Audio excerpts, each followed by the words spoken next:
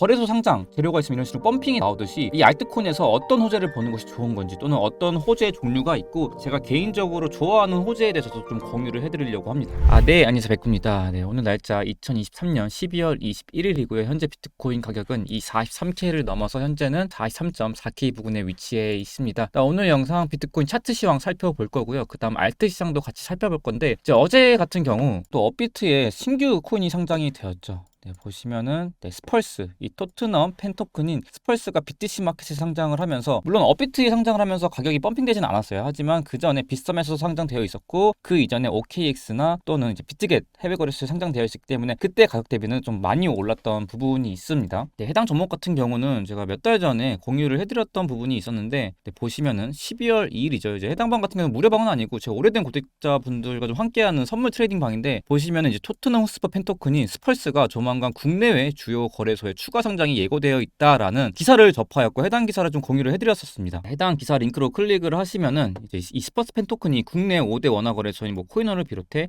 OKX, 비트겟 같은 글로벌 거래소에서 만날 수 있지만, 가장 중요한 문구가 저는 이 문구였던 것 같습니다. 조만간 국내 주요 거래소에 추가 상장될 예정이다라는 문구를 보고 여러분들께 공유를 해드렸고, 이 이후에 이제 빗썸에 상장을 했다가 그 이후에 이제 어제 같은 경우는 업비트에 상장을 하면서 펌핑이 나와 주었고, 이때 매수가 대비는 대략 한 100% 정도 상승을 하였습니다. 네, 그래서 오늘은 첫 번째로 이제 비트코인 차트 같이 한번 시황 살펴보고, 두 번째로는 이제 이런 알트코인 볼 때 거래소 상장 재료가 있으면 이런 식으로 펌핑이 나오듯이 이 알트코인에서 어떤 호재를 보는 것이 좋은 건지 또는 어떤 호재 종류가 있고 제가 개인적으로 좋아하는 호재에 대해서도 좀 공유를 해드리려고 합니다. 네, 그럼 비트코인 차트로 넘어와서 일단 제가 운영하는 이제 소통방이 있는데, 거기서 이렇게 질문 주신 분이 있더라고요. 백구님, 지금 현재 구간이 크게 봤을 때 이런 식으로 A파, B파, C파 플랫으로 떨어지지 않을까요? 라고 보고 있고, 이 B파 구간이 또 플랫으로 A, B, C, 이 플랫은 3, 3으로 구성되어 있죠. A, B, C 3, A, B, C 3, 그리고 여기가 이런 식으로 엔딩 다이아고날로 5파동으로 마무리가 된다라고 한다면, 크게 봤을 때 A파, B파가 완성되고 C파의 하락이 남아있지 않을까요? 라고 질문 주신 분이 있습니다. 일단 엘리어트 파동 관점으로 시장을 바라본다라고 한다면 이런 패턴 충분히 생각해 볼 수 있다라고 생각을 합니다. 너무 좋은 분석이었는데, 말씀을 드리면은 저는 이 엔딩 다이아고날 여기서 수렴되면서 고점이 올라가면서 이렇게 고점이 올라가고 저점이 올라가는 이런 엔딩 다이아고날 패턴을 볼 때 보통 거래량 볼륨이 줄어들면서 올라가는 경향이 많습니다. 하지만 지금 보시면은 여기 한번 올라갔다가 이 두 번째 상승에서 거래량이 튀었습니다. 그러니까 거래량이 줄지 않고 수렴해서 거래량이 한번 튀었다. 튀는 걸 봤을 때 여기 구간을 엔딩으로 보고 여기서 하락을 좀 베팅하기에는 위험성이 좀 있지 않을까라고 생각을 하고 있고, 개인적으로 제 관점으로는 현재 시점 봤을 때 지표로 EMA를 켜볼게요.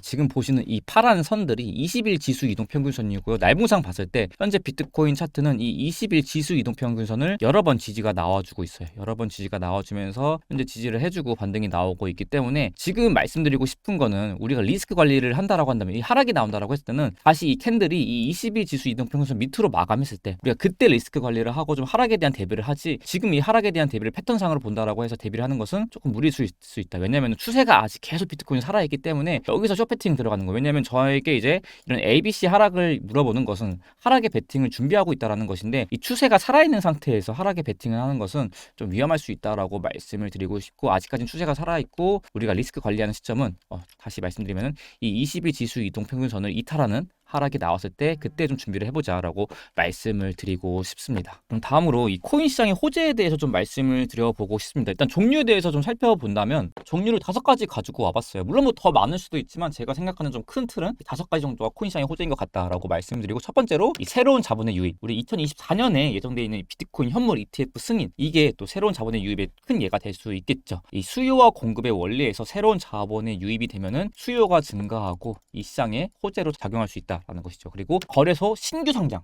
거래소 상장이지만 신규 상장으로 생각했을 때 우리가 가격이 펌핑이 나오는 것을 보실 수가 있습니다. 그리고 메인넷 출시, 그리고 에어드랍, 파트너십, 이렇게 5개 정도 생각을 하고 있고, 여기에서 좀 세세하게 좀 살펴보도록 하겠습니다. 첫 번째로 새로운 자본의 유입은 제가 아까 예시로 들었지만 비트코인 ETF가 될 수가 있겠죠. 수요와 공급의 원리에 따라서 이 암호화폐 투자에 수요가 증가한다. 새로운 자본의 유입은 수요가 증가한다는 것을 볼 수가 있고, 이 암호화폐 시장의 총 시가총액이 급증할 수 있다. 로 이제 호재로 작용할 수 있다는 거예요. 이제 여기는 가볍게 넘어가고, 두 번째로 거래소에 신규 상장하는 호재예요. 이때는 거래소에서 나오는 이 신규 자본으로 유입이 이어질 수 있고요. 이 거래소 상장 호재의 큰 특징이라고 한다면은 대부분 급등으로 갔다가 푹 빠지는 경우가 많습니다. 그렇기 때문에 미리 선점을 했다면은 해당 호재에 냅다 파는 게 이득일 경우가 많습니다. 어제 이제 스퍼스 같은 종목도 어제 상장가가 10,000원이었어요. 상장했을 때 10,000원이었고 그 이후에 살짝 올라갔다가 쭉 빠지면서 6,000원 됐거든요. 그렇게 봤을 때 이 신규 상장, 거래소 상장의 호재는 그때 이 이슈에 따라 바로 파는 게 이득일 경우가 많습니다. 그러면은 미리 선점했다라고 한다면 이런 걸 어떻게 아냐? 미리 선점하는 법은 어떻게 아냐? 어쩔 수 없습니다. 뭐 이 코인 기사를 하루 종일 보거나 코인 커뮤니티에 눈팅이 필요합니다. 추가적으로 말씀드리면은 이 기사를 보고 알 수 있다, 선점한다라고 하더라도 그게 어디 거래소에 상장할지 몰라요. 이 스퍼스 같은 경우도 국내외 주요 거래소라고 했죠. 그 국내 주요 거래소가 어딘지 모릅니다. 그래서 업비트에 상장할지는 아무도 모른다. 왜냐면 업비트가 가장 영향력이 커요. 제가 느낀 바로는 이 신규 상장했을 때 코인의 펌핑 정도는 이 빗썸에 상장했을 땐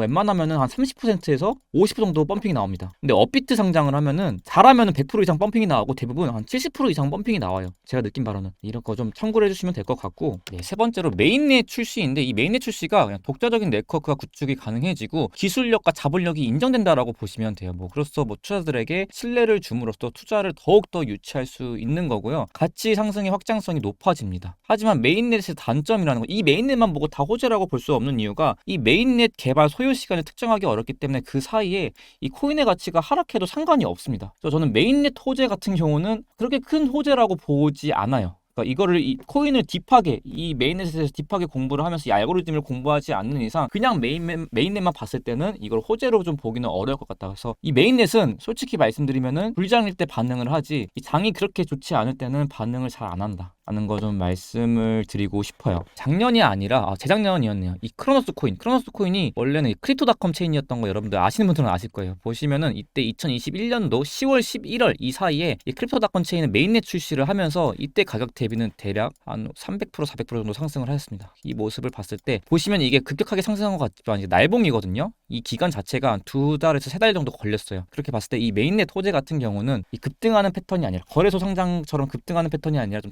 천천히 올라간다라는 점 말씀을 드리고 장이 받쳐줘야지 좀 올라가는 경향이 있다라는 점 말씀을 드리고 싶습니다. 네 번째로 에어드랍 호재입니다. 이 에어드랍 호재는 좀 할 말이 많은데 에어드랍 호재가 있다는 것은 어떠한 특정한 코인을 가만히 소지하고 있으면 새로운 코인을 무료로 지급을 합니다. 즉 가지고만 있어도 자산이 늘어나기 때문에 이 그 코인 특정 코인에 대한 수요가 증가하면서 가치가 상승을 합니다. 제가 에어드랍에 대한 예시를 좀 밑에 좀 적어봤는데요. 에어드랍 같은 경우는 몇 날, 몇 시, 몇 분까지 소지하고 특정 코인을 소지하고 있어야지만 에어드랍의 코인을 지급을 받을 수 있습니다. 즉 그 에어드랍 코인을 발급 시간에 그 특정 코인에 대한 매도세가 나올 수가 있습니다. 이걸 사람들이 다 알고 있어요. 내가 순수하게 에어드랍 코인을 받기 위해서 특정 코인을 매수를 했는데 이 에어드랍 받는 시간대에 매도세가 나면서 이 특정 코인의 가치가 떨어지면서 손해를 보시는 분들이 많기 때문에 이걸 사람들이 다 알고 있기 때문에 에어드랍을 받으려고 목적으로 이 코인을 매수를 하는 게 아니라 이때 이 시간에 펌핑, 그 시간이 되기 전에 펌핑이 나오기 때문에 에어드랍 받기도 전에 그 물량을 다 팔고 나오는 사람들이 많아요. 그래서 에어드랍 같은 경우는 이것을 좀 악용하는 사람들이 많기 때문에 뭐 안전하게 받고 싶다라고 한다면은 이 특정 코인을 현물로 매수를 합니다. 그리고 일부 선물 거래소에 가셔가지고 이 특정 코인을 공매도로 칩니다. 1배 숏으로. 그러면은 에어드랍 발급이 났을 때 매도세가 나와도 이 가치가 떨어져도 1배 숏으로 가치가 올라가기 때문에 해칭이 되겠죠. 뭐 이런 식으로 받아가신 분들도 있어요. 그렇기 때문에 에어드랍은 이런 식으로 좀 활용하는 게 좋다라는 점 말씀을 드리고, 또 마지막으로 에어드랍 호재 같은 경우는 이 에어드랍이 되는 코인이 어느 거래소에 상장되어 있는지에 따라 그 메이저 거래소에 상장이 되어 있는지 또는 이 거래소에 신규 상장이 예정되어 있는지 여부에 따라서 수요가 차이가 나기 때문에 이런 부분을 좀 고려를 해야 된다는 거 마지막으로 말씀을 드리겠습니다. 네, 마지막으로 코인상의 호재 다섯 번째, 파트너십 체결입니다. 기업과 파트너십 체결하면 수요가 꾸준히 발생하기 때문에 호재로 작용할 수 있지만 이런 파트너십 체결로 이 알트의 가격적인 반응이 나올 때는 정말 알트가 불장릴 때 반응을 하는 경향이 있습니다. 그렇기 때문에 이 파트너십 체결은 강한 호재로 받아들이기에는